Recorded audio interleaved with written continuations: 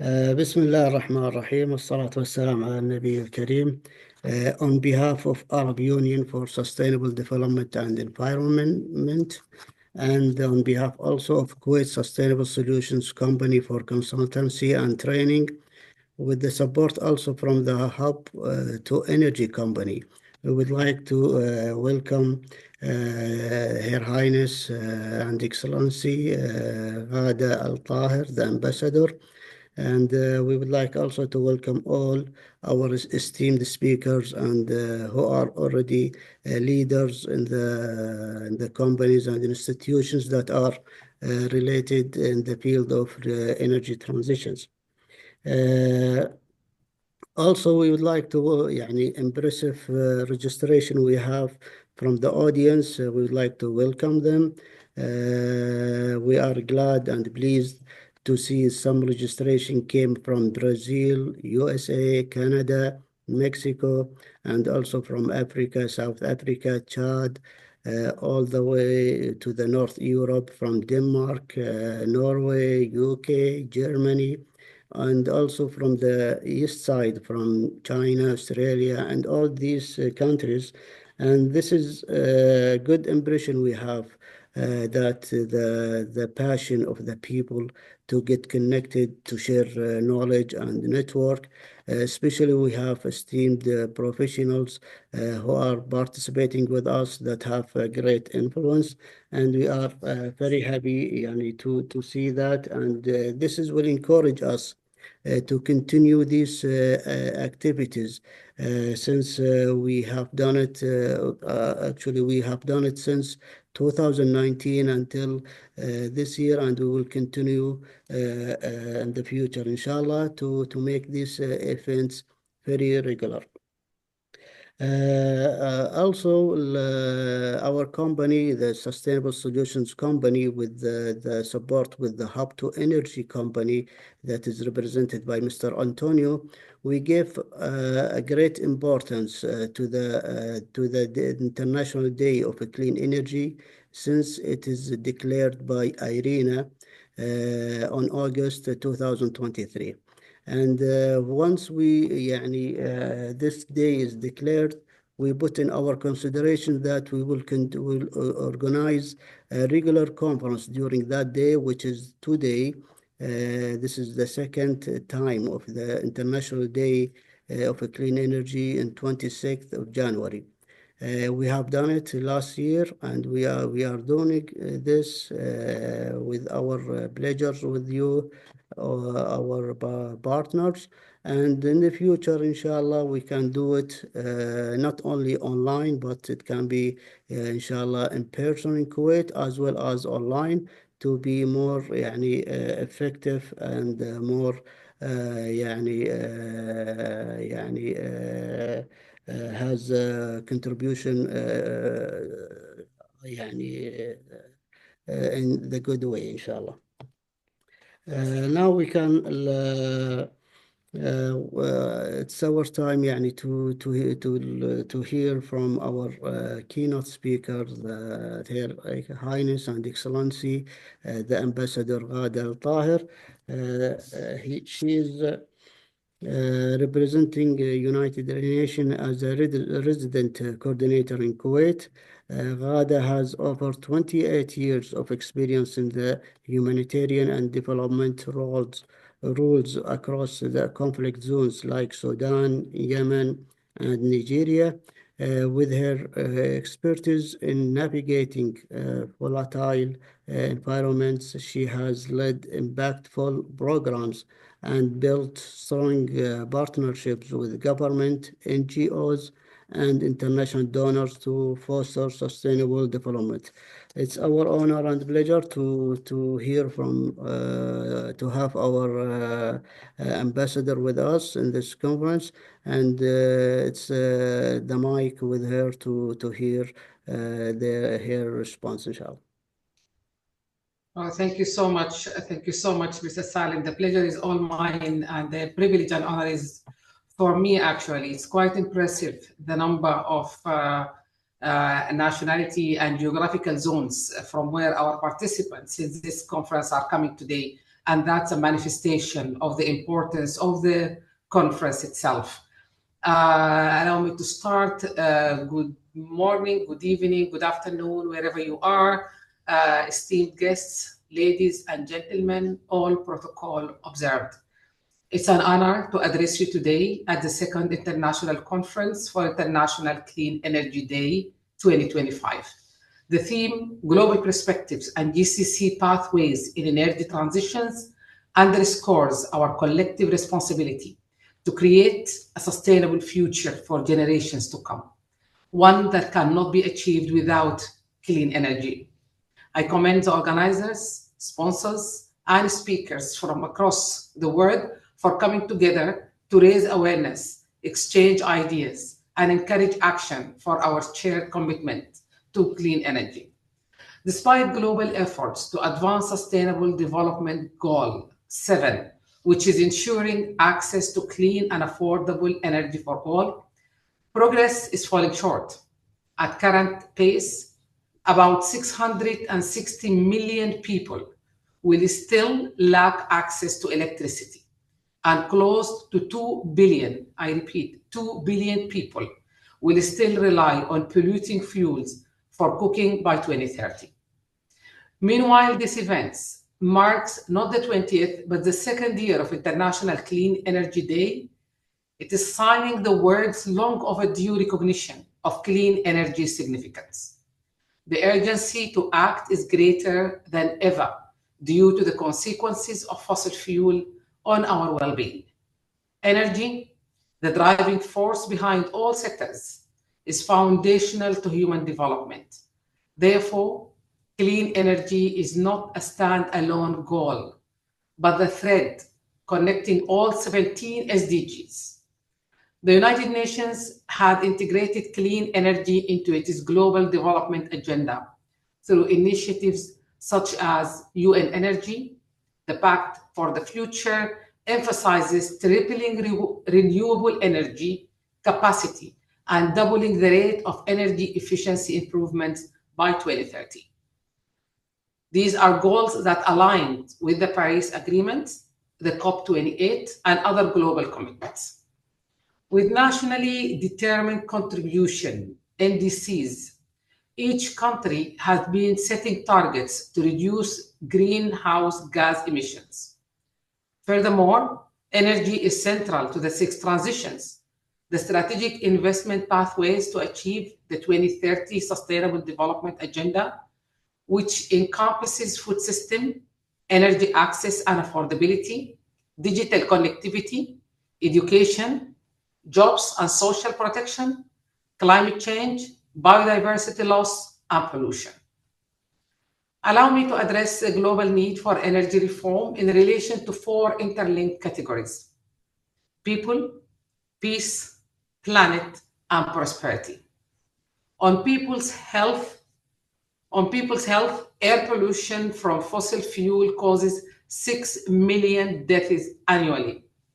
The lack of sustainable energy also jeopardizes peace and security due to resource competition and environmental stress, which can lead to conflicts. Considering planet Earth, over 75% of greenhouse gas emissions have come from burning fossil fuels for energy. Lastly, while the accumulated use of fossil fuel can harm oil-centered economies and climate-dependent industries, every $1 invested in clean energy generates 3 times more jobs than the fossil fuel industry. Clean energy is not a matter of sacrificing development for sustainability. It's about creating opportunities that benefit both. The GCC had long been a leader in traditional energy. While it may seem counterintuitive for oil-rich nations to champion clean energy, this transition is precisely why the GCC must lead. Clean energy is not about completely abandoning the oil industry, but embracing innovation to maintain the competitiveness of the region in a rapidly changing world. Clean energy offers the next frontier for the GCC's economic diversification. enabling the region to reduce oil dependency and sustain global leadership. The GCC is uniquely positioned to become the global hub for energy innovation, with a wealth of renewable energy resources, experience, and knowledge in the energy industry. By driving innovative solutions, the GCC can benefit what it means to be an energy leader in the 21st century. Kuwait, as the GCC president, plays a critical leadership role in energy transition, actively expanding renewable energy projects, such as a Shagaya Renewable Energy Park. KSA aims to have 50% of its energy mixed from renewable energy by 2030 with its National Renewable Energy Program, while Oman targets 30% of electricity from renewables by 2030. UAE, with its hydrogen leadership roadmap and Masdar's initiative, is pioneering the pathway towards net zero targets. Qatar, with its Al Khassa solar power project, green transportation, and further carbon neutral legacies from the 2022 World Cup, showcases its clean energy initiatives. Bahrain progressively aims to reduce 30% of its greenhouse gas emissions by 2035 and reach zero neutrality by 2060. The GCC must prioritize investment in renewable energy infrastructure, technologies, and practices. Research and development will play a vital role, making clean energy a golden economic opportunity for the region to invest and lead. For collective energy actions, collaboration is essential. Public and private sectors must unite to deploy clean technologies. While international cooperation and multilateralism encourage collective actions, energy efficiency mindset must be embedded in every sector and in each community. Clean energy represents a future where our children can thrive in harmony with nature. Therefore, let's ensure that clean energy is embraced at all levels, as everyone has a role and responsibility in this change, from political leadership to rural communities. It's crucial that we leave this meaningful conference spreading the messages to decision makers and public by making information as accessible as possible and suggesting easy steps for homes, schools, communities, and workplaces. This conference reflects our collective determination, the diverse perspective we bring from technological innovations and diversity to partnership and policy frameworks. We are here building blocks for sustainable energy future. We must translate these discussions into action through clearly defined targets and tangible solutions to accelerate the transition. In closing, allow me to echo the words of the United Nations Secretary General Antonio Guterres. We will never give up making this world a better for everyone, everywhere. End of quote. Making an impactful change is about doing the right thing at the right time, at the right place. Today, this translates to driving energy transitions right now, everywhere in the world, and leaving no one behind. Thank you so much for listening, and thank you for attention me. Thank you, Your Highness, for these valuable words and sentences that you mentioned. All of them, can we write it as the highlight for as to how to change it to the actions, and you concluded with it with the decisions to be actions. Yes, in our GCC. The green energy is not competing the oil countries. It is can work together for the future, for prosperity and for development. We can move it to the better life for our GCC countries and also for all the world. Thank you, Your Highness, for these words. And I think we can get a lot from your words, and we can hear it again by recorded message, and we can write a report about it. And thank you, we appreciate that.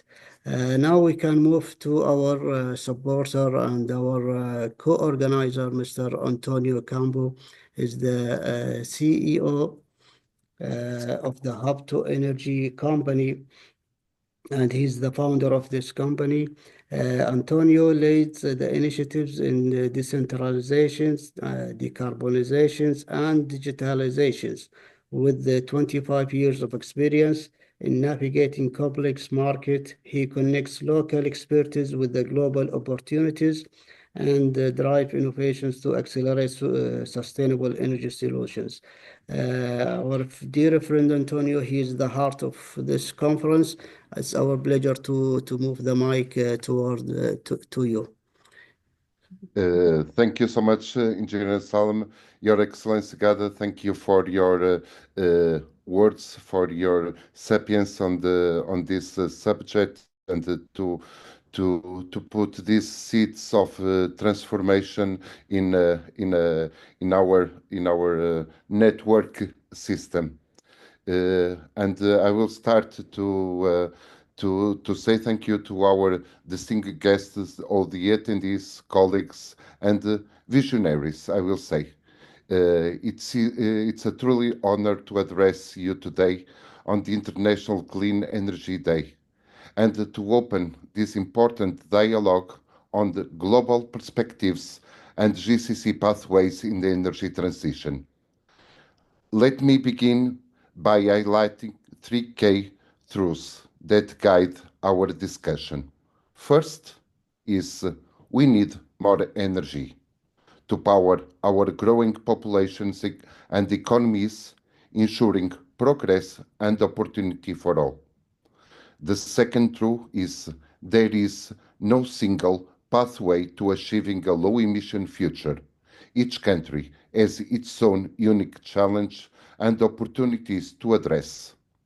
And third, we need all energies, an inclusive mix of solutions to ensure a secure, reliable, and sustainable energy future.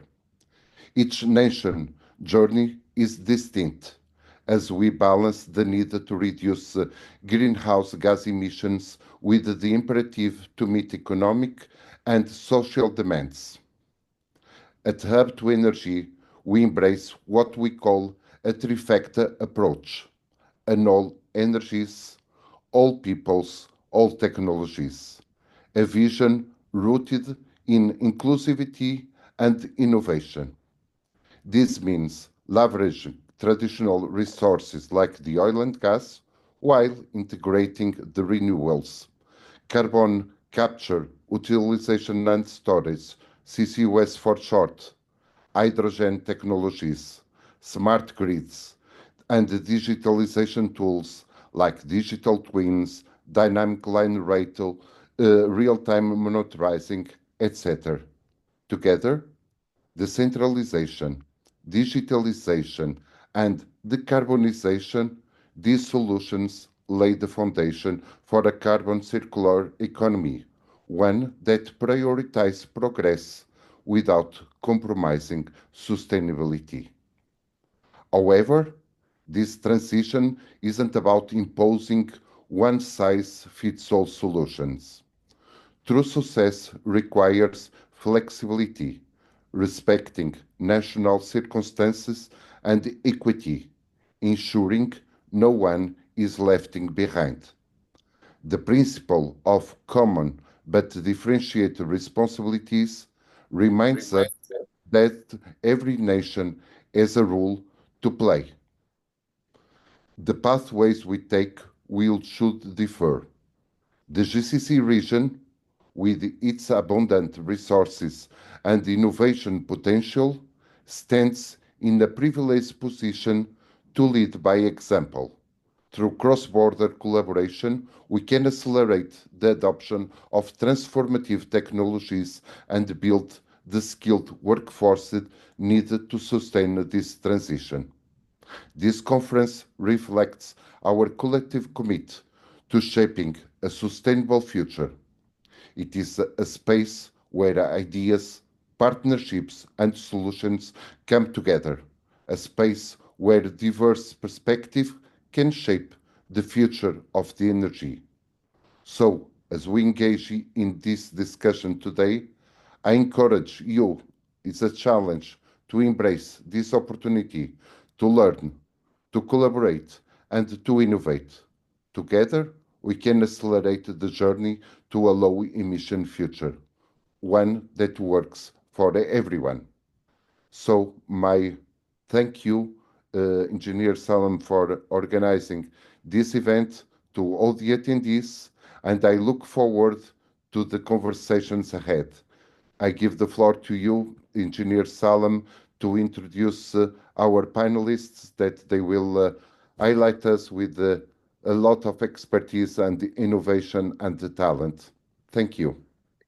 Thank you, Mr. Antonio, and your support is our يعني pleasures and our يعني our يعني fuel that we يعني keep organizing these such يعني activities, and of course يعني the continuing is our يعني success when we do when we found يعني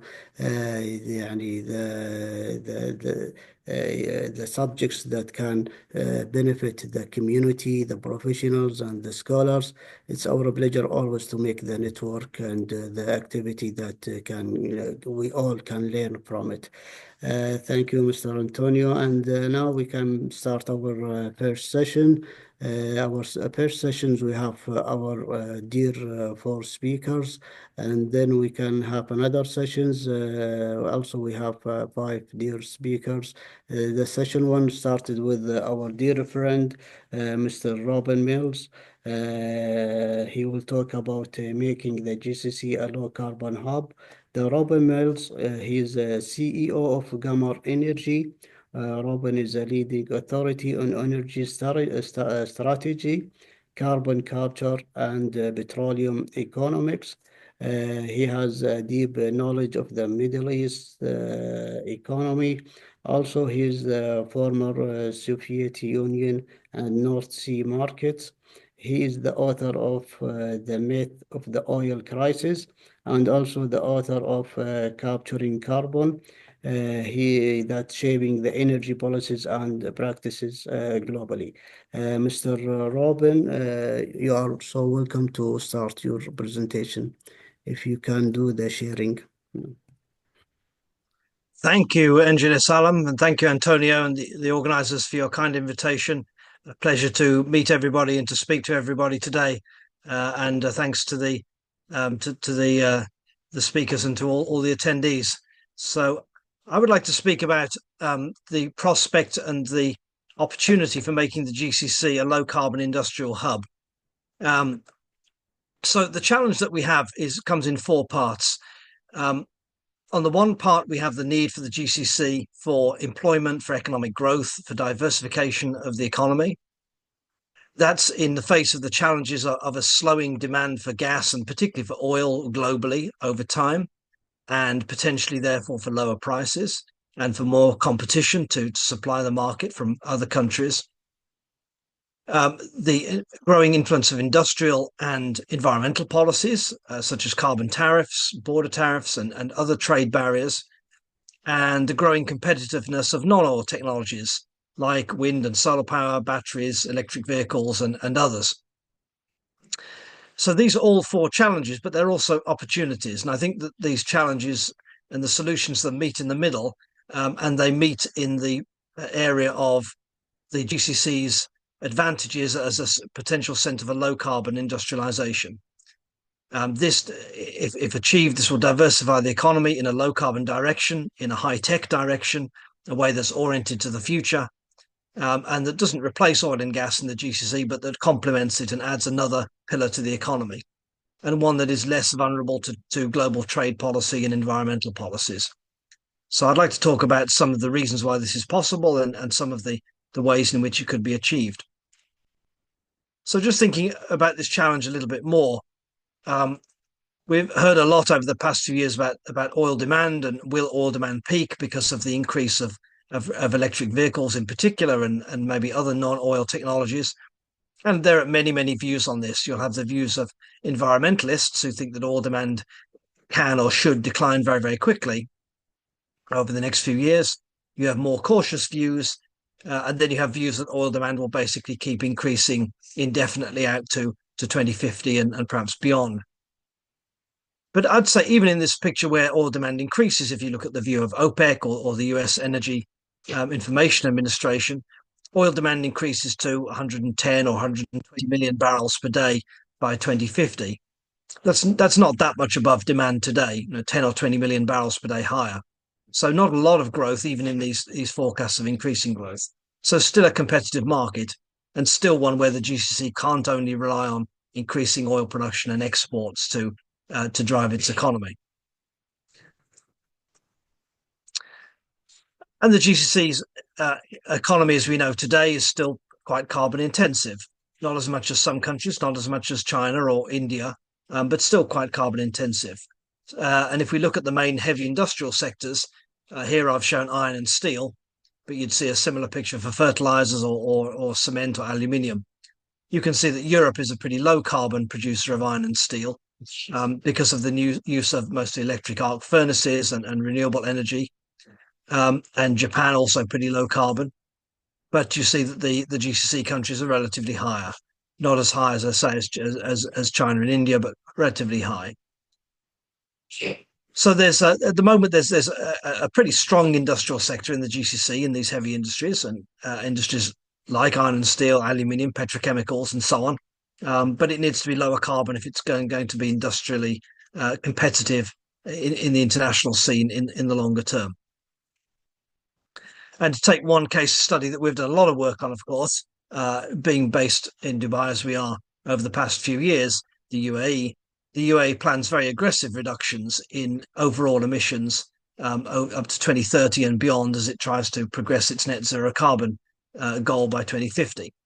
And you can see almost a 40% reduction in emissions versus business as usual by 2030, and even a significant reduction, 19% by 2030 on the level of 2019. And this is achieved in a number of ways, which we'll speak about in a moment. Basically, if we break down the main emitters in the UAE economy, you have industry as the biggest one.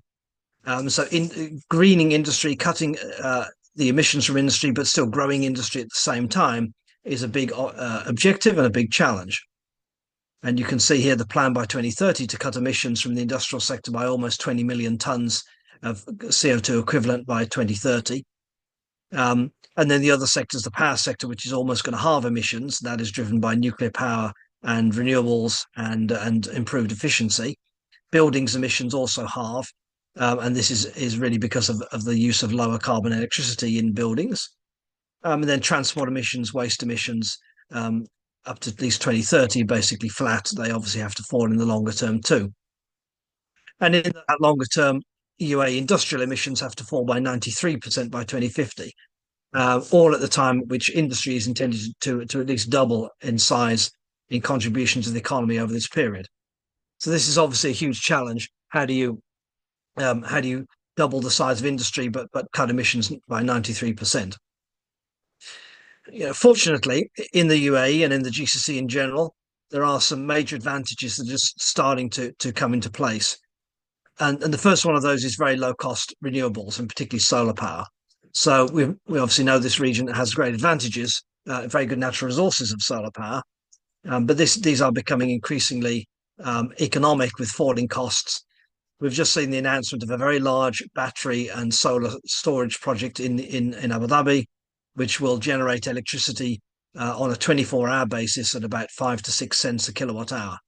And that's extremely competitive. That is cheaper than any other low carbon power globally, and very competitive even with natural gas or coal, certainly cheaper than nuclear power.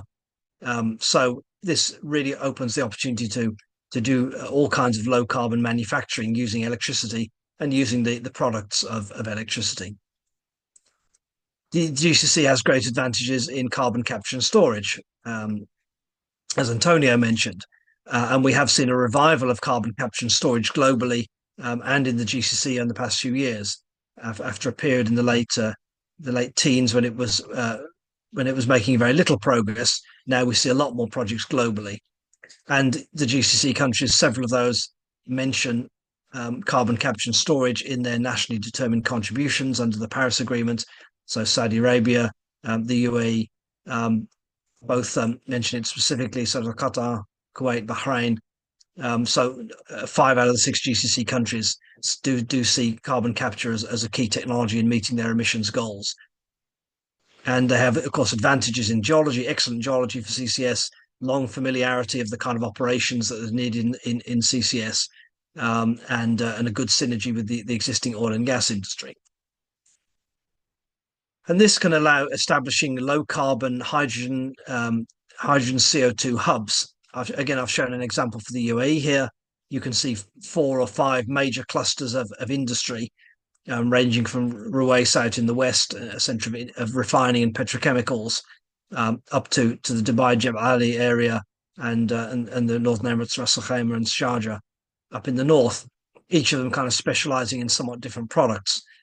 But in each case, there is connectivity to oil and gas fields, so there's a good supply of gas and then a good supply of storage capacity for CCS.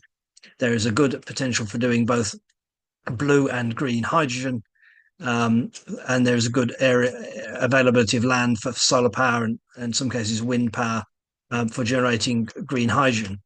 And put all that together, you have a good opportunity for these hubs which can use CO2 to produce products, use hydrogen. They can export hydrogen-based products. They can use hydrogen in local industries like iron and steel and gain the advantages of co-location, economies of scale, and so on, and shared infrastructure.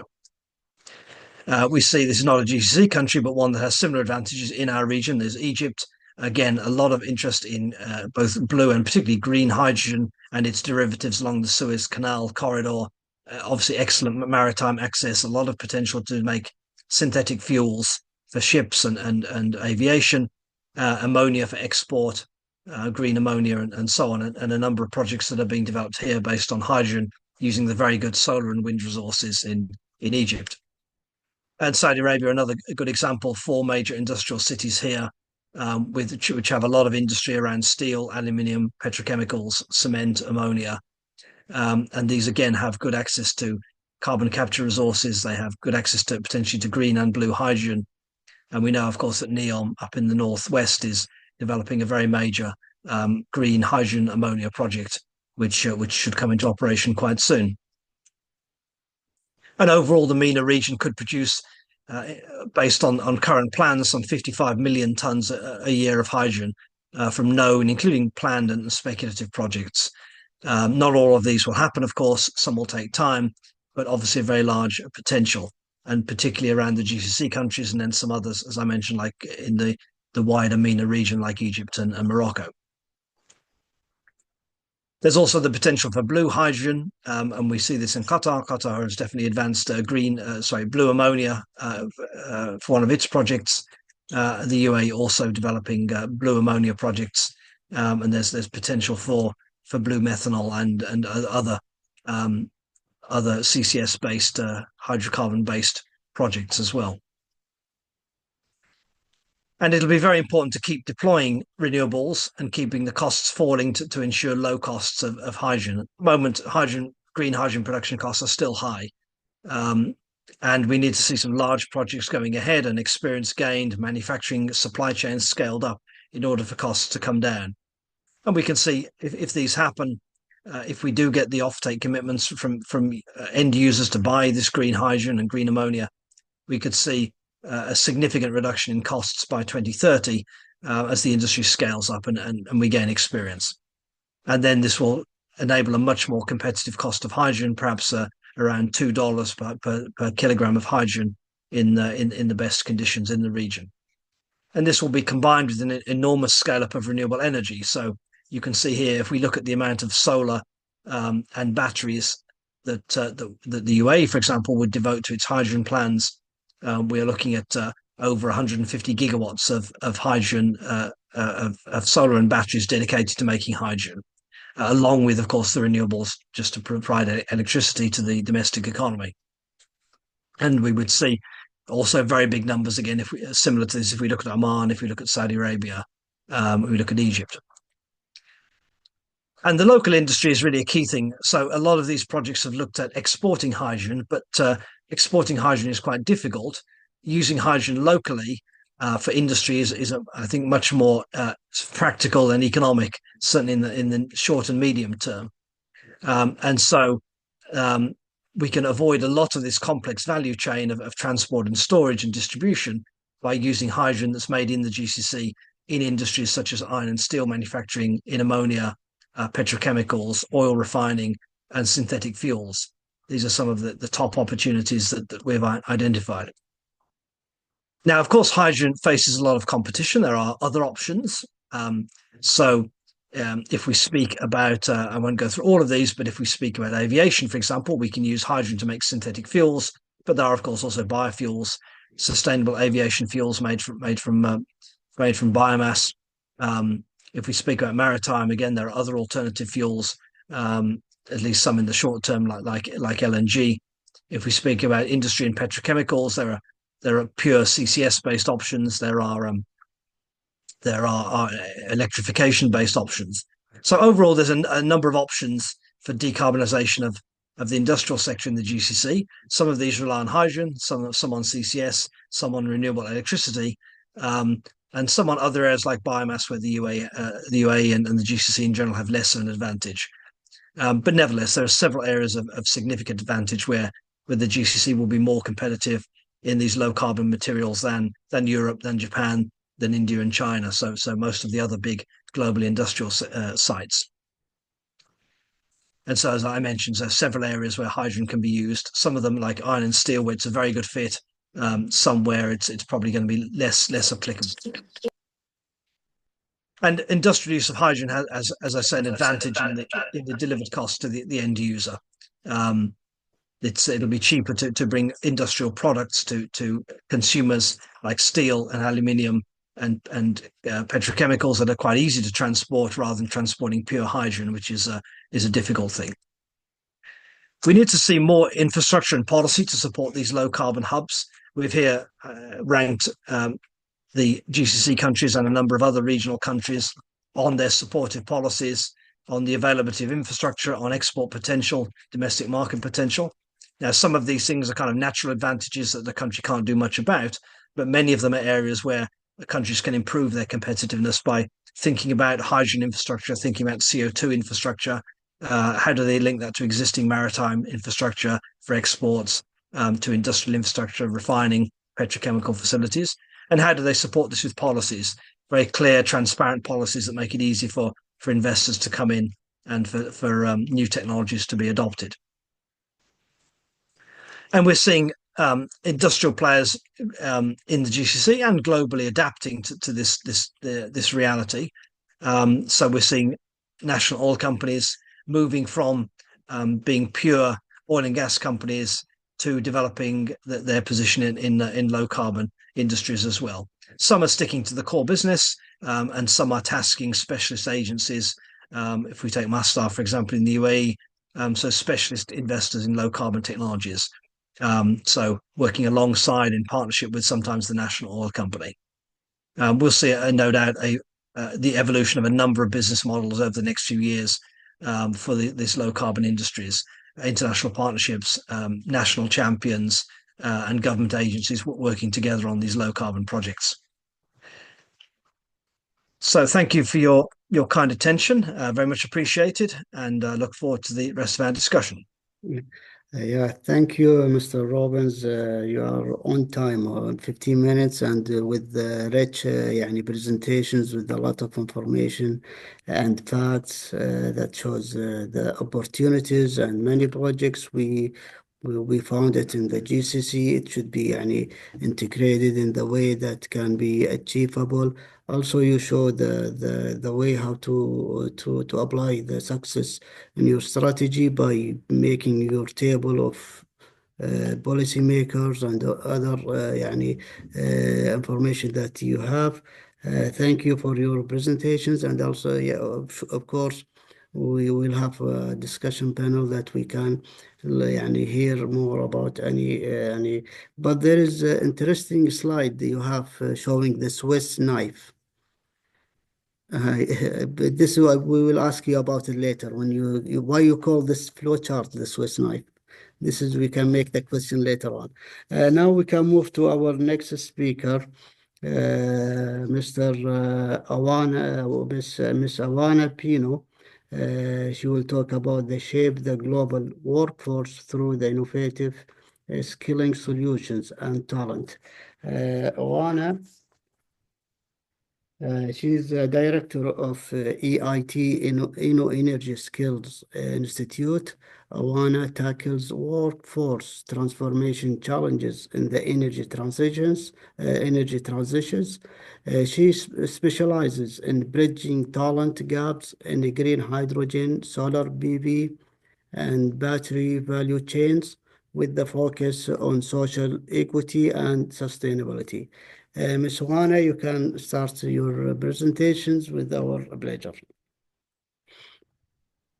Thank you very much, Engineer Salim, for introducing me. Thank you very much to the organizer for having me to this wonderful conference. I would like to thank everybody for the opportunity that you have given me and send you my cordial salute and regards from Brussels.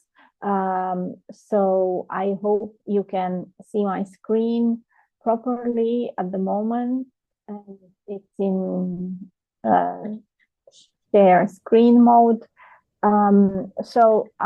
We have heard before from Her Excellency and from the distinguished speaker before me about the great plans that there are for the Middle East to make sure to achieve the energy transition and to be able to go towards sustainable energy mix for the region to develop. Basically, that it is possible only if we have globally a skilled workforce in order to be able to take the challenge and to have the skills and competencies to work to make the most of this. And this is really what I am doing day in and day out. And this is what also my organization has been mandated by the European Commission to do at the European level, but also at global level as well. So I will start in the beginning, really to say a couple of words about the organization that I represent, which is the EIT InnoEnergy, which is a leading innovation engine in sustainable energy, which is fostering collaboration between innovators, the industry, entrepreneurs, investors, and employers. EIT InnoEnergy has been created in 2010 by the European Commission, and it is a private-public partnership supported by the European Commission, but it is also a commercial company registered under the law of the Netherlands. In order to enable the energy transition, we have determined that the biggest impact will be achieved in specific value chains. And the three specific value chains that we are working into and we deem that will have a critical role at the global level in enabling the energy transition are the batteries, the solar, and the green hydrogen.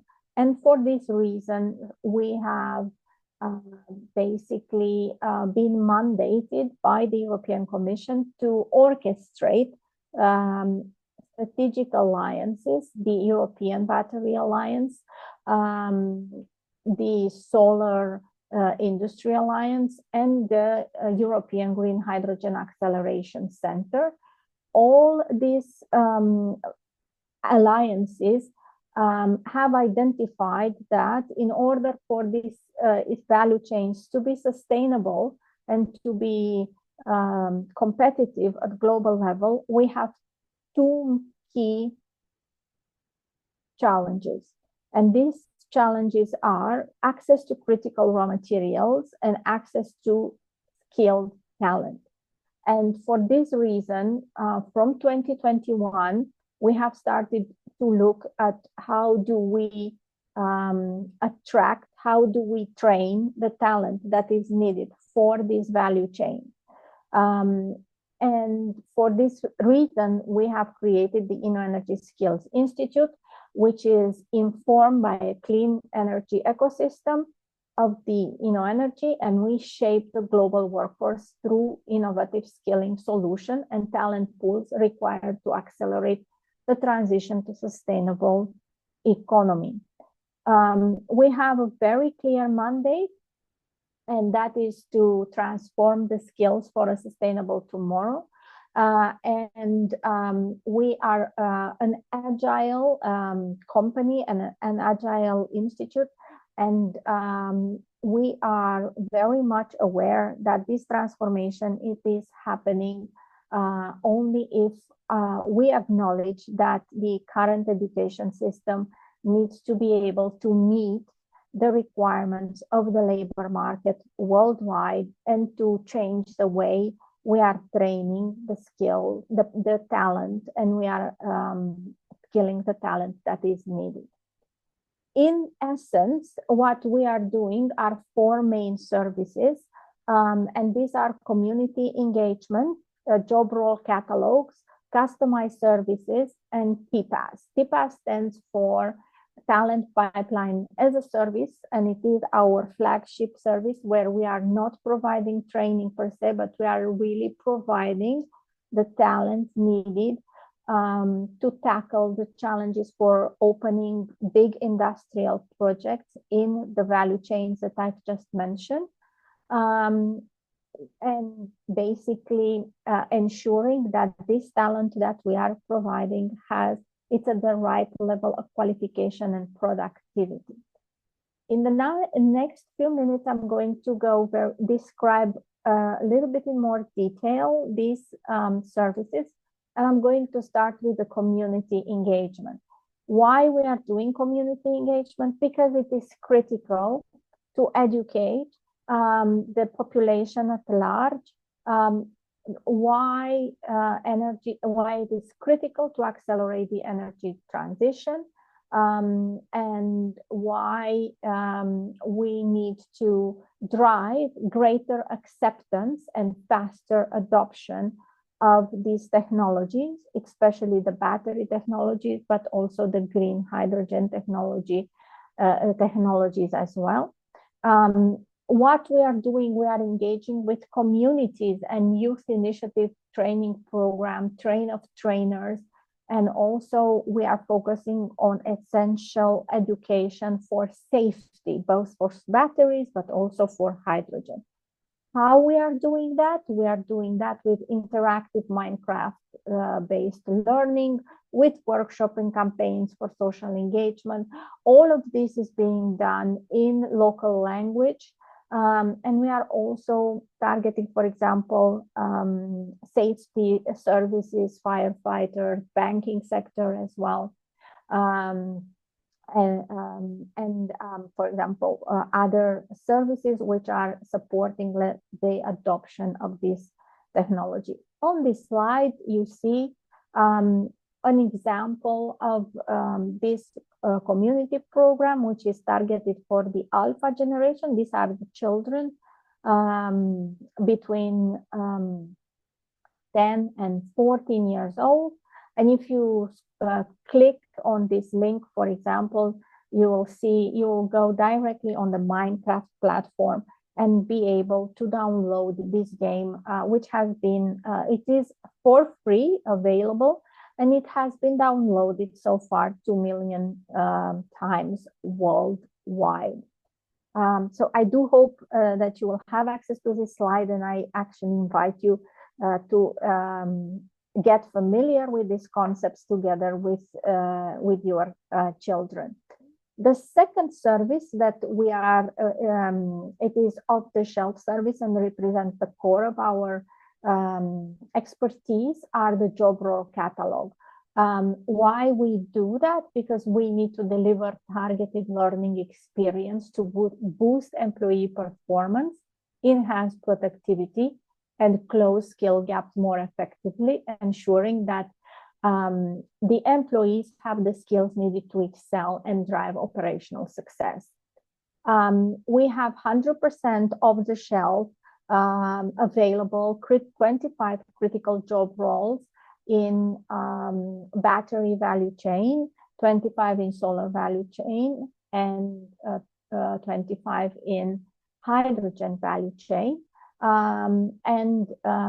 We have additional 120 to 180 job roles that cover with a 60% coverage to meet a broader workforce demand.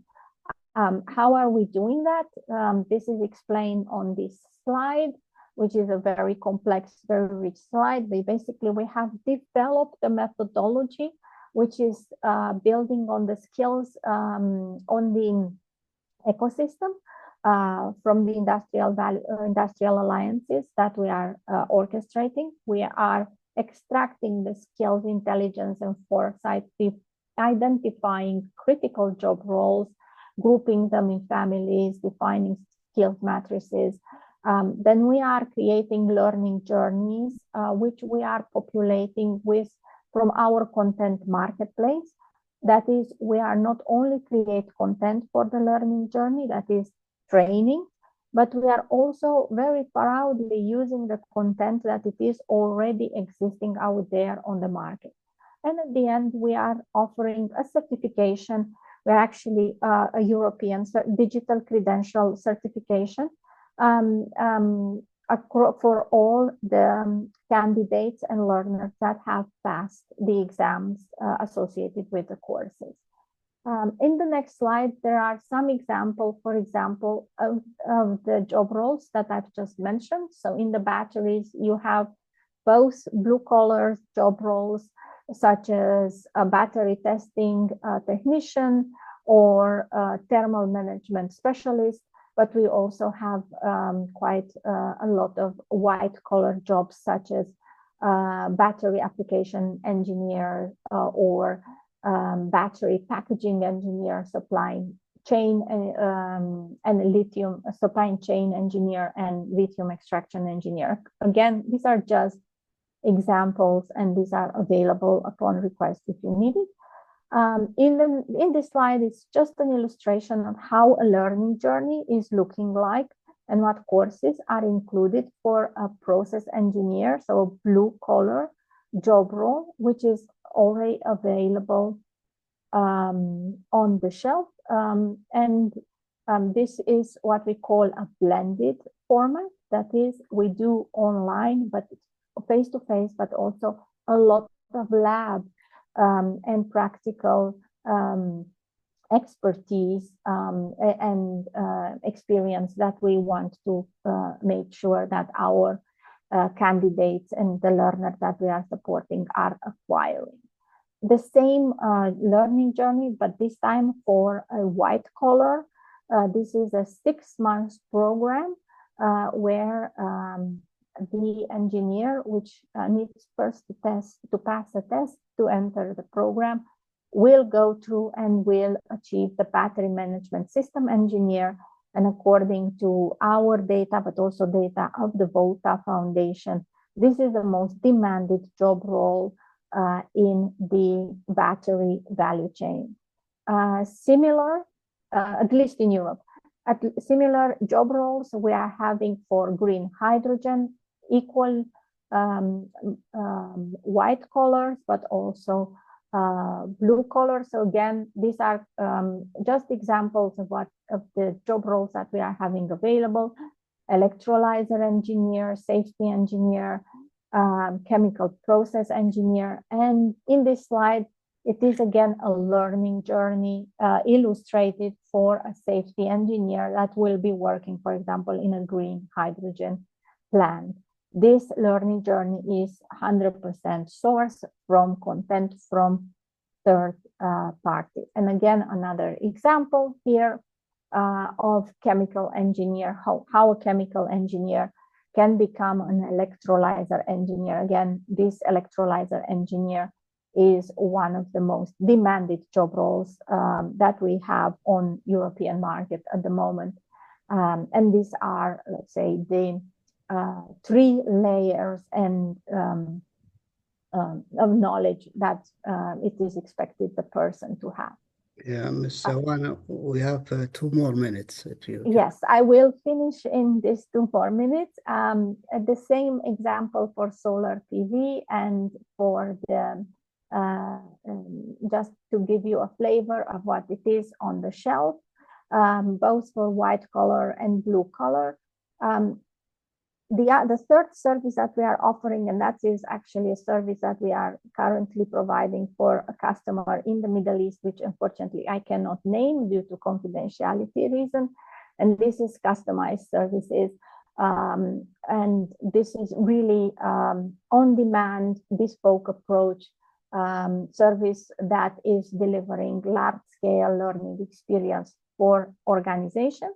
And this is a scorecard of the the job roles and numbers and type of services, training and skilling services that we are offering for that organization. Again, that can be customized for each and every client. And the last service that we are offering is talent pipeline as a service.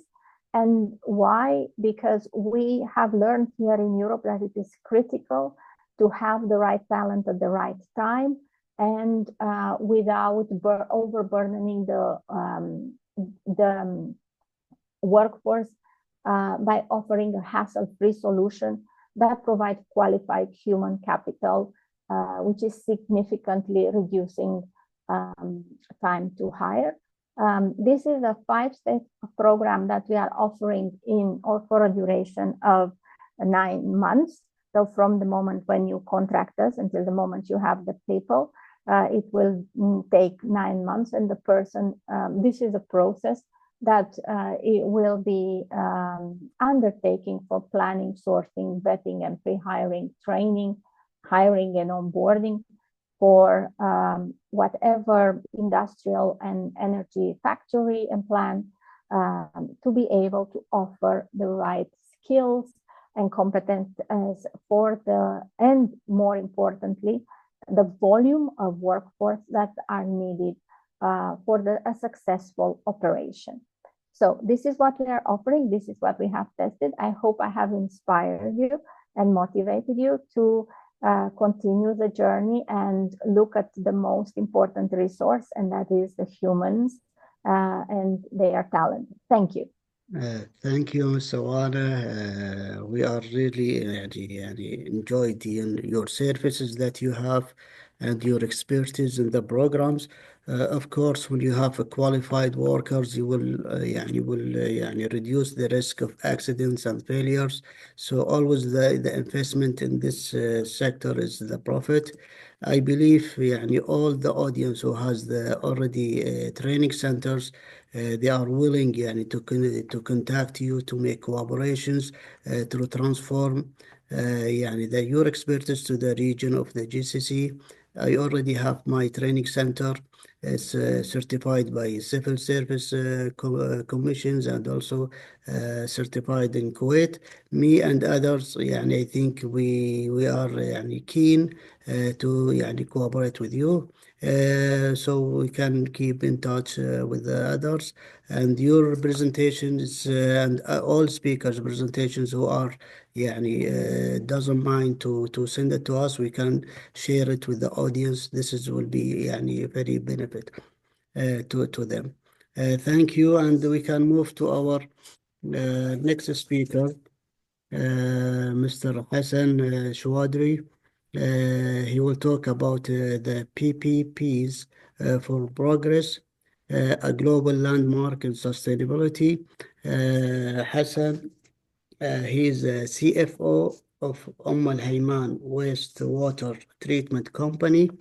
Hassan oversees one of the world's largest PPP sustainability projects with over 20 years of experience, including roles at Sumitomo Corporation and Ernst and Young.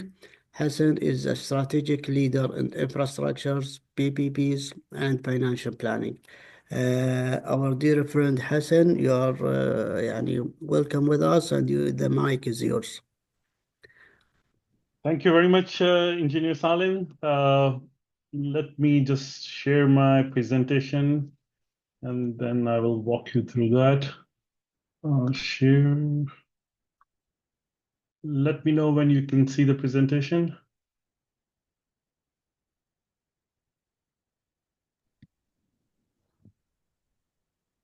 Yes. Excellent, great. Thank you for the introduction, ladies and gentlemen, His Excellency. I think it's a great opportunity to celebrate what I will say is International Clean Energy Day, and also to learn from each other how we are contributing to making this world a better place. I will talk about mostly Kuwait. I have been fortunate enough to be part of the two mega PPP project for the state of Kuwait. The first one was more on the power plant, and now it's more sustainable, more green project, which is a shift for me as well, where we are it's a wastewater treatment plant, a very complex project because it combines not only the BOT, building the plant, but also the whole network around it, which makes it very, very complex contractually and practically. So my presentation is more, I would say, based on practical experiences. I think we have a lot of theoretical topics and discussion on green energy. So that will be my focus. Also, how the authorities in Kuwait contribute towards these PPP projects, which authorities are available, and how they are making better use of the laws and regulations to attract foreign investment into the country, including the technology. To start with, it's a very brief presentation. I'll talk about the foreign investment authorities in Kuwait, the Kuwait Vision 2035, the PPP framework in Kuwait, the PPP project cycle. I'll talk about the two PPP projects, which is Shamal Azur and Hayman, and the pipeline projects that the authorities have here in the state of Kuwait. To start with, there are two key authorities which were established back in 2013, called KDIPA, Kuwait Direct Investment Promotion Authority. It was established under the law number 116 of 2013. Prima facie, the mandate of the authority was to attract foreign investment into the country by providing 100% foreign ownership, which was never the case here in Kuwait, offering tax exemptions as well as custom duty, providing legal and protection safeguards around the investment, act as a one-stop shop, and also to deal with any disputes within the international arbitrations. Following KDIPA establishment, there was a big need to have a specific authority for dealing with public-private partnerships. There was a previous authority under the name of PTB, but I think it was a need of time when a new law was established for the first time under the law 116 of 2014, which mandate the scope for CAP as well as the way forward in procuring the PPP projects. Within the umbrella of the PPP law, of course, besides the project tendering and implementation, the most attractive part, I would say, is the guaranteed IRR, which it offers to the investor. Together with tax and custom duty exemptions, there is a reasonable risk allocation on that. And as I said, and as previously, any arbitration issues are dealt internationally. So far, I think within the legislative part of Kuwait, I think things have been slow, I would say.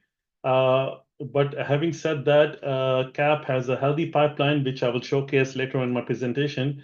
And I think it offers a great opportunity for a lot of international investors to invest in Kuwait, especially now that they are changing towards making these projects more greener.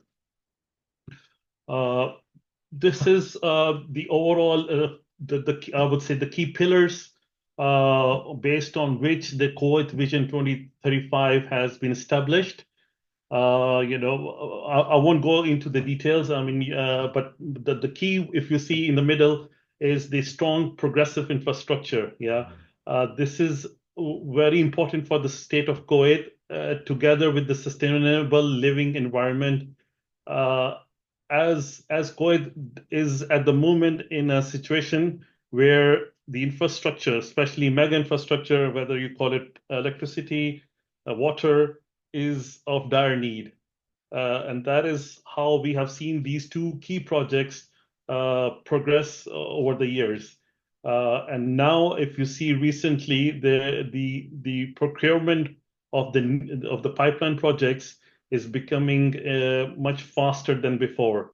And I think it is important because, especially from a power sector, if I say last year the country was running almost at 94% capacity, yeah. So which means they have to procure at the moment electricity from the GCC grid, which of course, based on the 2035 vision, they want to significantly reduce. And as you might have seen that the Kuwait introduced for the first time a solar project under the PPP regime. So which really showcases how they are working together to, it's a mix of having the traditional power plants with the more solar green projects, and I think that is where the government needs to slightly amend some of those regulations to focus on. Moving to next is the overall PPP framework in Kuwait. So CAP works under a higher committee authority, which comprises of key people, mostly the ministers and the undersecretaries from various government institutions. So each of the project or is discussed at those committees, and together it floats and it takes it forward. Also within CAP, they have the public entity, which is basically the buyer could be the respective entity from Ministry of Electricity, Water, or Ministry of Public Works, or Housing Authority, or whatever. And then there is a competition committee which looks into the overall bidding process. And also they have established a grievance committee in case if any of the bidder feels that they were not properly evaluated, or things which were not clear in the RFP process, then they are free to go through this committee. This slide talks about mostly the contractual framework which has been established and what we have seen so far in the two key projects in the state of Kuwait. As you see, from a structural point of view, you have the shareholding company, which is called the project company, which usually will have the government entities involved at 60% initially, and 40% is usually given to the successful bidder. From amongst the 60% which is held by the government, 50% of those shares are distributed to the national upon the completion of the project. Now, this, I would say, is a key differential from most of the PPP projects within the GCC. Kuwait is the only country which actually makes it really public, because it allows the public to buy shares in the project company. Yeah, unlike other projects where it remains very close-ended between the government and the key bidder. So 50% of the shares of the project company upon completion are shared are distributed to the nationals, and then it becomes public in the Kuwait stock market. Shamal Azur is already listed, and most of the information about the company is already publicly available. Typically, you will have a project company, and then you will have the lenders, consortium of lenders usually, who contribute, in an 80 to 20 ratio, equity to debt ratio, which we have seen in these two contracts. The project company will usually have an EPC contractor as well as an O&M contractor, which could be the bidder itself, or it could be outsourced. So there are different models around that, which again, there's no one best model, but it all depends on the shareholders, how they want to structure it. Moving next is the overall PPP project cycle in Kuwait. Again, these are 7 stages they have established, from preparation of the project proposal.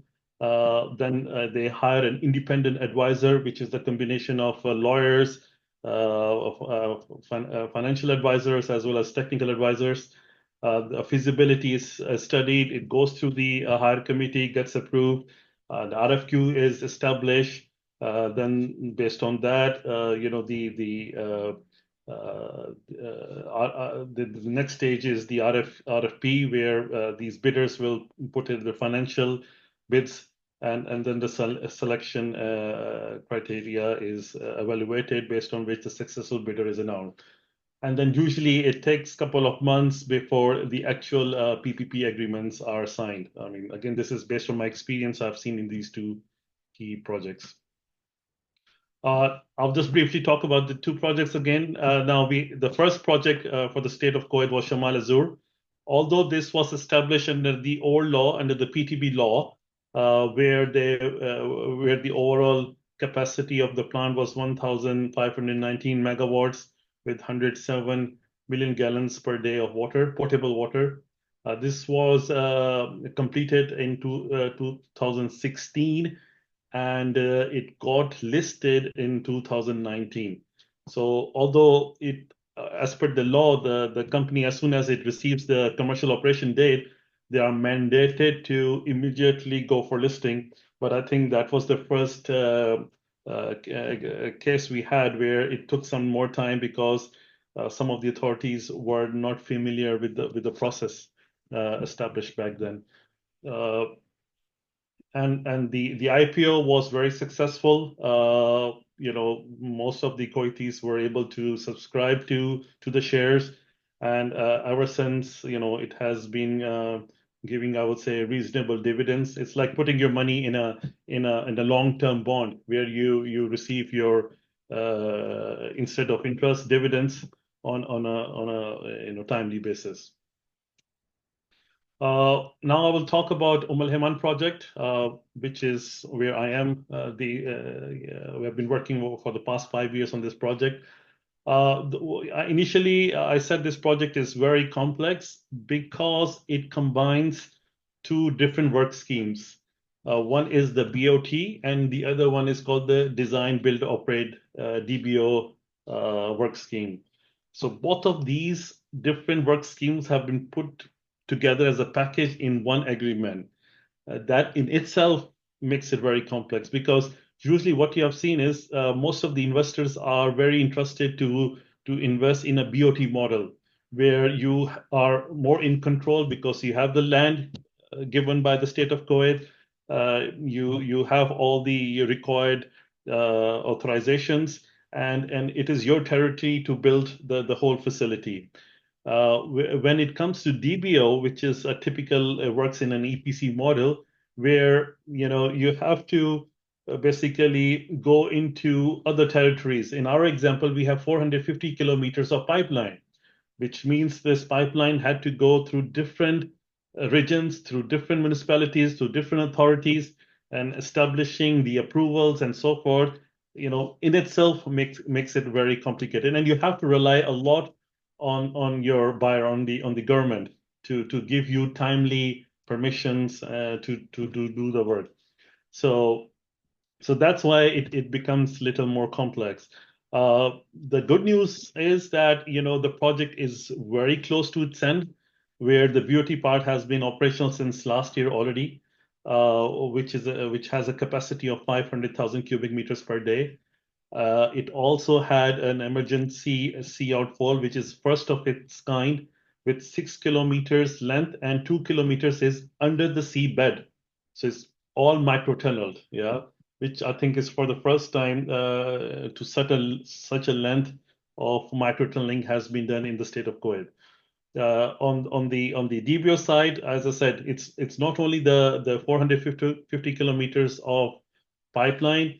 We had to build power pumping stations. We had to build substations, and in some of the cases, we had to even upgrade the existing pumping station. Together, build 39 reservoirs, out of which 7 are strategic. So if you see overall package, it gets quite complex in its own. Mr. This is just a snap. We have almost 1 minute. Sure. Sorry to stop. Yeah, this is just a snapshot of when we started. It was literally nothing, and this is where we are today. The size of this whole land lease is almost equivalent to 200 football pitches, so it's massive in terms of the size. I mean, we have won a lot of awards recently. The Mead Infrastructure Project of the Year. This was really one of the biggest awards we have received recently. Again, I will just make it very quick. The project, the output of the project makes it very, very green project. Why? Because we are treating 500,000 cubic meters of wastewater, which is equivalent to 1.7 million population. The plant will be producing 40% of in-house electricity. And the third most important output will be the fertilizer. So the plant will be producing a massive fertilizer, which will avoid procuring for the state of Kuwait fertilizers, from internationally. I mean, I will just skip these slides. I mean, I will just talk about the pipeline. Kuwait has a very good pipeline of the PPP projects. Of course, it's a mix of green energy versus traditional energy. Azure Phase 2 has been bidded last year, which is a 2,700 megawatts. Al Khairan is another IPP project with 1,800 megawatts. Shagaya Phase 3 has 2, Zone 1 and Zone 2, which is again a very renewable project, which is the first of its kind the Kuwait government will start, followed by other key projects. I particularly am very much interested in solid waste treatment project.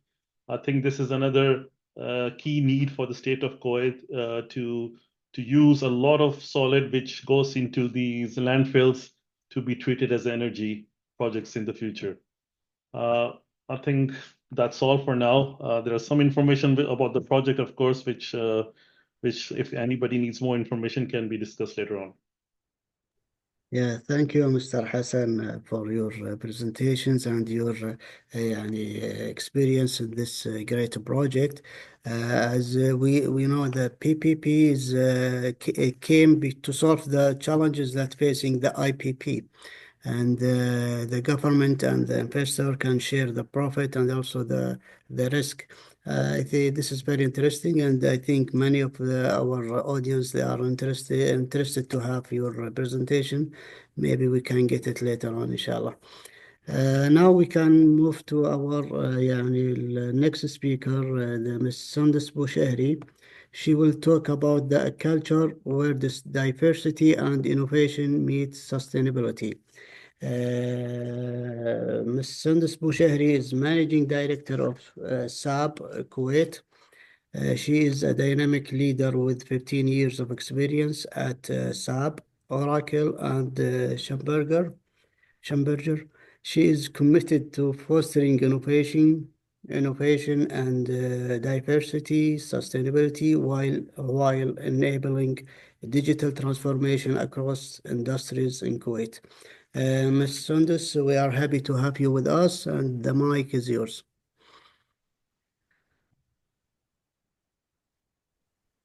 Thank you.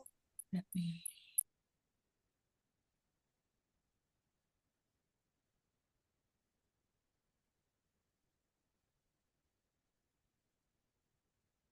I'm using two devices. That's why. So can you hear me well? Yes. Great. Okay. Thank you very much, first of all, for this invitation for me to be part of this important event today. And thank you for the introduction as well, Akh Salim, and Antonio for your invitation. Of course, I'm invited as the managing director of SAP, so not as my individual Zindis, but of course, both individuals and organizations have the responsibility to contribute to the clean energy and towards building a better future for ourselves and even our kids and the generations to come. So today I will be talking more in terms of the organization part, which is SAP, being also the world leader in providing or enabling the energy sector and the utilities sector. So it makes perfect sense as well to speak about all the initiatives that we have been doing.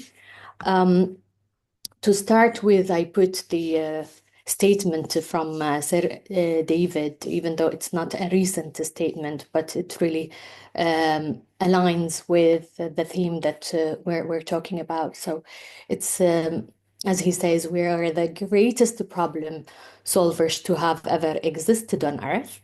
If working apart, we are a force powerful enough to destabilize our planet. Surely, working together, we are powerful enough to save it. So I believe this is a very powerful message to start with. Going forward, as I mentioned, I believe it's everybody's responsibility, but I'll be touching on multiple areas where we act as exemplar and as well as enablers.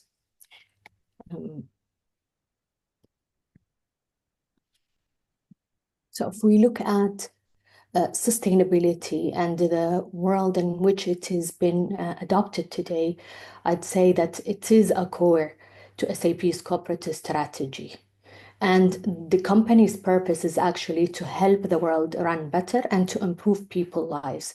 So the objective here is to create positive economic, social, and environmental impact while respecting planetary boundaries, human rights, both as an exemplar through our own sustainable business activities and as enabler through providing the software solutions that help our customers achieve their sustainability goals. So many of the audience maybe are aware of the solutions that SAP has in terms of sustainability, and many are not. So I will also take this platform today to enable them and make them aware of all these solutions that exist in a nutshell. So we structure our sustainable business operation, as I mentioned, as exemplar and sustainability solution offering as enabler across 4 priorities. You see, it's about climate action, the circular economy to lower the environmental footprint and to transform into a low carbon circular business. Also, a social responsibility to reduce the social inequalities and respect and promote human rights. So, and these in holistic ESG steering and reporting as the layer spanning across the before mentioned dimensions. I won't take much as on the exemplar initiatives, but it's worth to mention because it's been SAP has been starting a lot of initiatives more than a decade ago, and it's only pertaining on sustainability. As you can see, there are different areas where we have been contributing a lot. But I would like to just go fast forward to 2024, where we introduced the climate finance contribution to reduce more CO2 than we annually emit through also our offering of a green ledger. And then going forward with our commitment to 2030 of net zero emission along the value chain. So here, just to show that we have been rating from multiple institutions like the MSCI, the CDP, and much more on the efforts that has been done. But then I'm moving forward to the enabler part, which I believe is most important and relevant here in this forum. So here, there is, of course, a lot of challenges that are faced by the energy sector to meet the renewable energy targets. So the ENR sector is facing increasing pressure, of course, to transition to renewable energy source, such as solar and wind power. And this transition can be very challenging because it requires significant investment in a new infrastructure and technology, as well as managing the integration of distributed energy resources. So the integration of distributed energy resources such as rooftop solar panels, energy storage systems, electrical vehicle can also be a challenge because it requires coordination with multiple stakeholders and changes to traditional grid operations. Another area is the carbon emission reduction. And this can be a significant challenge because it requires a transition away from the fossil fuel based energy and significant investment in low carbon technologies. Cybersecurity, another challenge, because the more the sector become digitized, the cybersecurity risk becomes more of a concern. So ensuring security of energy system, both from physical and cyber threats, is a must. And adapting to changing regulations and policies, it's always a challenge with the new laws, policies being introduced to a regular basis. Keeping up with these changes and adapting to new requirements can be a big challenge, as well as meeting the expectations of consumers. Giving the consumers now have the demand for more sustainable, cleaner energy options, then the sector can keep up with those demands, as well as managing the cost of sustainability. Implementing sustainable practices and technologies can also be very costly, and a lot of investment requires for the organizations to move forward. Attracting as well and retaining talents, as mentioned by my colleague presented earlier, it also remains a challenge because we need to always attract the skills and the experience in both sustainability and the new technologies that serve the sustainability grid. Moving forward, there are pillars of action where SAP has been focused on. We have helped a lot of companies, of course, that are our existing customers, being in the industry for more than 50 years. But these areas I'll talk about in a brief, such as the emission measurement. The drivers here are the regulations and the corporate targets that require precise emissions data collection to define measures and sustainability goals. I'll go back a bit to what Her Excellency mentioned, that today we need to embrace innovations, and this is and to embrace innovations to help us move forward. So these items that I'm discussing now are really much related to the innovation and how through the technology we can reach to our objectives. So the how here is to secure the auditable carbon network for end-to-end green ledger, and to disclose requirements based on jurisdiction as out-of-the-box solutions, as well as having a central repository for compliance management, promoting innovation through the nullification for non-compliance cost. This enables transparency across ESRS, E1, E2, and E3. Moving to ESG reporting, we need to encompass ESG factors which influence corporate performance and the stakeholders' trust. And here we can align ad hoc development of KPIs and dynamic tracking based with granularity of business unit level corresponding to strategic direction alignment, where we enhance technology scalability, through ESG-driven OKRs, addressing the 58% of data gap in UNSDG KPIs. Moving to energy and the CO2 footprint, the driver here is that the customer is demanding for sustainability footprint of the product, implementation of efficiency energy solution to decarbonize. And here we can do a carbon data network and energy integration and trading to provide accountable, transparent, and understandable, building resilient operations and supply chain, and leveraging the mission factor management through sustainability footprint network. Moving to the value chain and transparency, we need, of course, there is a demand for green products, emerging regulations such as the EU CBAM, the proof of origin for inbound supplies. Here we can, with the digital twin, the business process management tools, we can enable millions of savings in depth and hydrogen management, standardization of carbon data, and improvement of data gap for profitable strategic decision making. And then we look at the cost and value drivers. Here we have to get valuable and sustainable outcomes for all stakeholders to reduce the cost, the fees for energy and carbon pricing, border tax, the transportation, etc. And here we can drive the business value through portfolio profit analysis, forecasting, product growth, sustainable practices, and long-term objective alignment.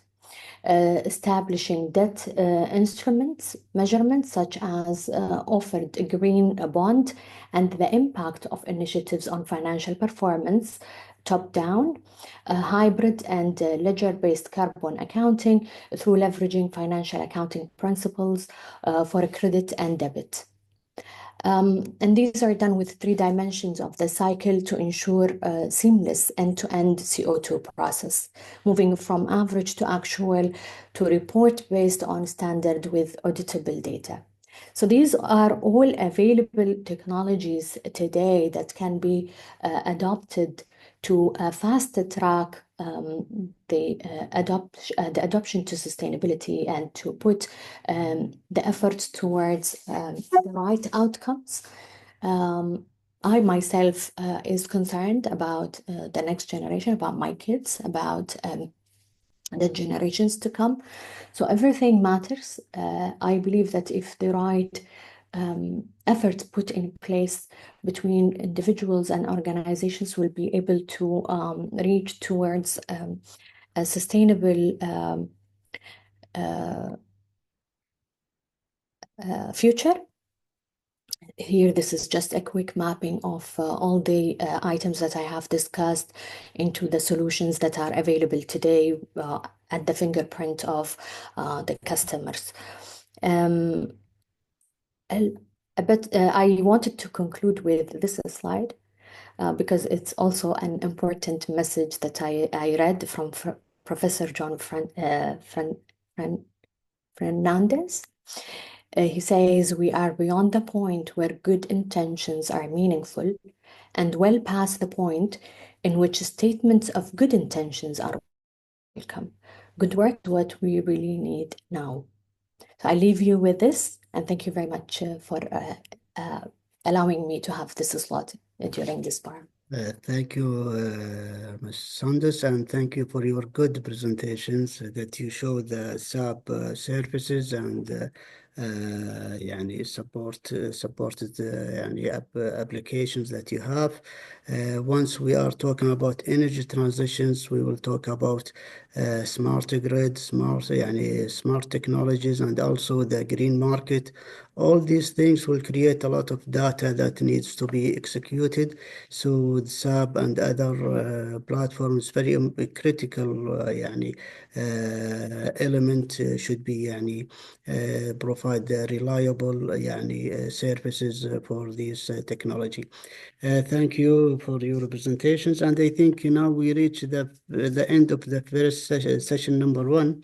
but I wish our dear speakers allow us to have small discussions to allow for questions from our audience before we conclude this discussion. So our audience, we would like to receive if you apply the tool of raising hands, so we can receive 4 questions, short questions to our speakers, so we can they can answer it before we end our sessions.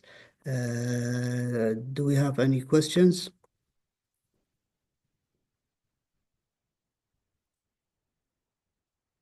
We'll select first one, Mr. Khalid Al-Ajmi.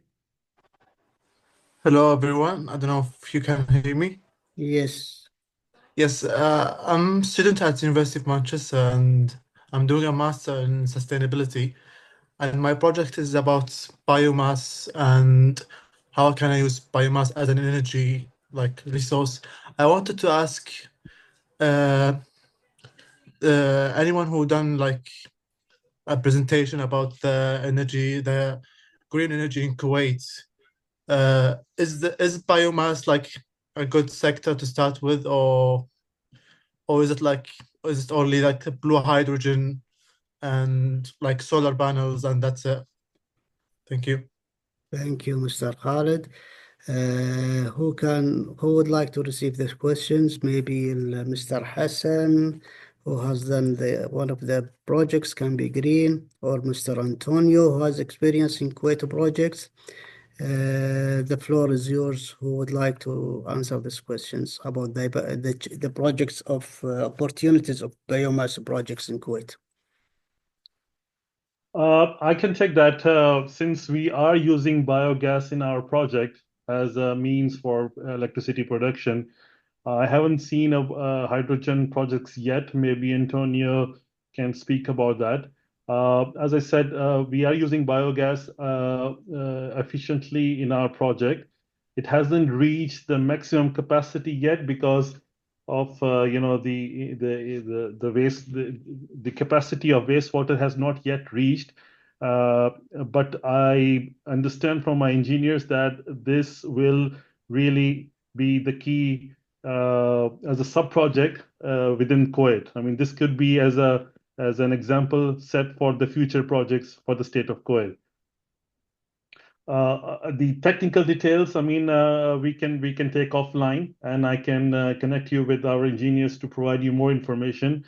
But as far as commercially, I can definitely say that this has been a key aspect in this project to save energy and to limit the use of the grid energy within the state of Kuwait. Whether can we increase the capacity in the future? I think there are a lot of variants which it depends upon. But at least we have a model to look into and learn from it and grow from here. Thank you, Mr. Hassan. Mr. Antonio, if you want. I think Mr. Hassan is just a conservative. I think the capacity of Oman on producing is higher than that on the biogas. That is good, but they are not just they are not just saying playing on the safety side. But it's really impressive our project, our massive project like the wastewater treatment plant. And also with technologies on the biogas to power the plant almost in 80%, it can be possible. But to answer to your question, I think all the technologies are important to be implemented and deployed. We are not in the position to choose which technology are better. I think the combination of all technologies, all innovations needs to be deployed. We need to accelerate. I think no, I know Robin also mentioned that Oana as well. We need to transfer skills. We need to transfer, and we need to accelerate. The energy transition in order to become more efficient. So answering your question, yes, it's quite a place for biogas projects or biomass, as you mentioned, hydrogen. Although I think for the Kuwait market, the turquoise hydrogen, it will be more reasonable and more suitable. But I will let also the experts talking about that. Thank you, Mr. Antonio. For my point of view, biomass doesn't have يعني, chance more than the waste to energy projects here in Kuwait and GCC. I think they are moving to the burning the waste to get the energy, and these the projects. I think Kuwait is moving to that in the future, but still biomass is very important for other regions as يعني energy provider. Now we have Abdullah Shahab. Okay. Assalamu alaikum. عليكم السلام حياك الله. Dr. Abdullah Shahab from College of Basic Education at Pate Computer Department. I'm interested in the data regarding the ICT emission or CO2 print. As a matter of fact, I have investigated the area in Kuwait precisely and GCC in the literature. Unfortunately, I could not found any data regarding the ICT energy CO2 emission. And when I did some investigation or some interviews with the data center directors, unfortunately, they did not have any data regarding the ICT emission, nor did they have any instructions that they need to measure it according.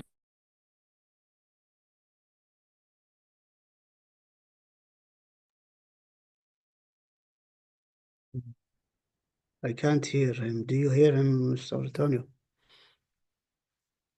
I think we lost Mr. Abdullah. The connection maybe. He's asked about the يعني, information or the data regarding the carbon emissions and the ICTs. I think Sondus or Robin can address shortly if they got the full understand of the question. Or can يعني, comment on the challenges of getting this information. Is it part of the challenges, Mr. Robin? Yes, as I understood it, the question was about ICT emissions. I don't have specific figures on that, other than to say, well, we know it's a growing area, and I think there's been numerous announcements in the GCC about new establishment of new data centers, and there are some figures for those. For example, there was a project in Ajman in the UAE of I think 600 megawatts was announced recently. So, I guess it's possible to add up the project announcements. Maybe that doesn't help too much on existing systems and smaller scale systems, but it would give maybe some idea of the future growth in demand. But I think we know, look, in where electricity demand is already growing rapidly, this adds an additional source of demand on the grid, and we need to think about intelligently how to meet that in a low carbon way. Also bearing in mind that the demand patterns of ICT are a little bit different from a lot of the other sectors, primarily in buildings, and perhaps there's some flexibility as well that if it's used intelligently, it can make it easier to balance demand. I.e. by reducing operations in ICT at times of strain on the grid, and then using them more actively in lower demand periods. Yeah, thank you, Mr. Robin. Yes, I think in Kuwait specifically, we have يعني, challenges in getting this information. Dr. Abdullah, he's a faculty member in one of the government college, and he's facing to get the data of some information. That means the country should work hard to make the base very ready to get the right decisions. If you don't have the data and the information of that, you cannot get the right decisions. We appreciate the work have done in Saudi Arabia. They established many authorities. يعني they have يعني good procedures I think Kuwait needs a lot to keep up in the good in good movement toward the energy transitions. I think we have the last questions too, because we don't take we don't want to make it long for our speakers. Let's start with. Can you introduce yourself, please? Dr. Ilham from NRC Egypt. حياك الله. Welcome, Dr. Ilham. My question is, what about carbon footprint, product carbon footprint? From my knowledge, carbon footprint different from region to other. National product have carbon footprint. What about imported product? That I mean, it's fabricated outside the region. How can we calculate this carbon footprint for this product? Thank you. Thank Can you. I answer? Maybe I can answer, or I can take this. Yeah, Talking from the technology base of things and the supplier management platforms, as I mentioned earlier, we are able to track the product all the way from even the formulation. So every single element contributed in building this product is tracked through this platform. So that's how the calculation is done nowadays. Great. Thank you, Ms. Saunders. I think now we reach the end of the session one. I know we took about 20 minutes extra, but we try to make more informative and collaborative with our audience. So would like to thank our dear speakers who participate in session one. They are now can relax and they can join us in session two.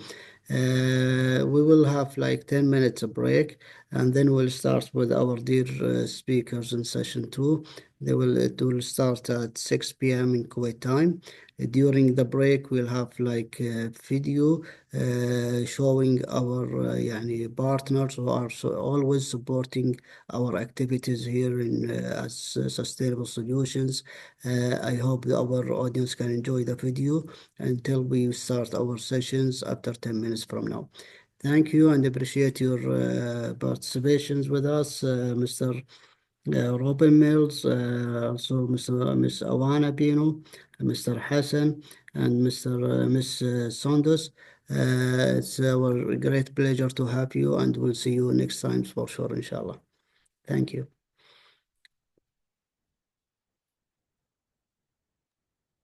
Thank you very much. Thank you.